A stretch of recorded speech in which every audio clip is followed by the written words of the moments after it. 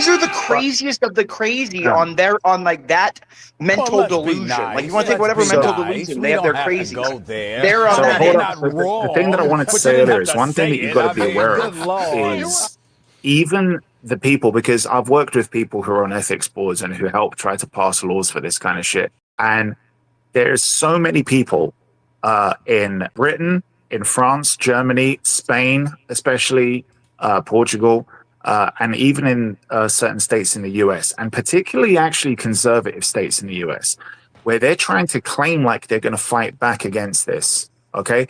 And if you actually listen to the logical points of their argument, you realize this is fucking dangerous.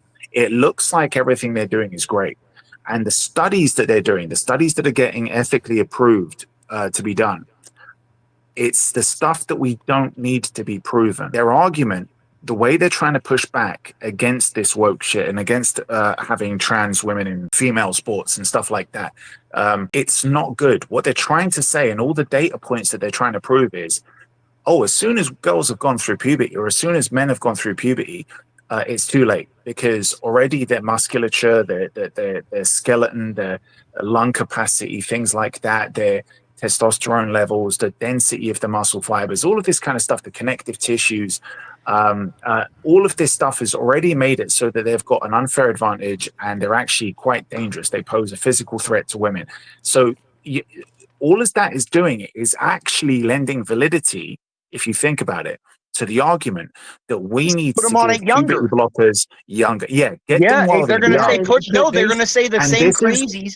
That's what their crazies say. They know at birth. Start them at trying birth. to say what their next argument is going to be to validate trans people is they're going to try and say, okay, well, if you want a chance to compete in women's sports, if you want to do this, if you want to live the most authentic life as a woman and be able to have all these freedoms, then what your parents need to do is we need to raise awareness to the parents to transition you early, to get you puberty blockers before you go through any level of puberty, before your musculoskeletal system develops to that level where you will have an unfair advantage and you won't pass. Damon, hold on. You're not leftist enough. Let me give you what they're really going to say.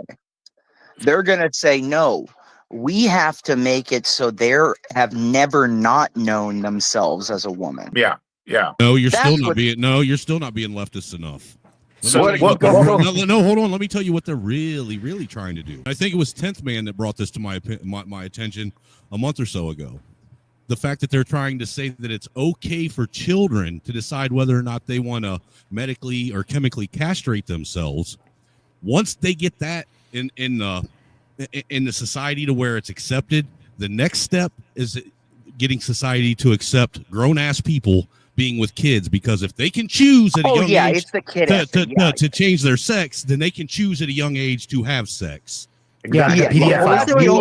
California. You got it. So look at something called Gillick competency. Gillick competency and how they're trying to soften it is really fucking dangerous, okay? It's basically when you get somebody who's underage and you're saying, well, you know enough about this subject for us to deem it possible for you to self-consent for this kind of shit.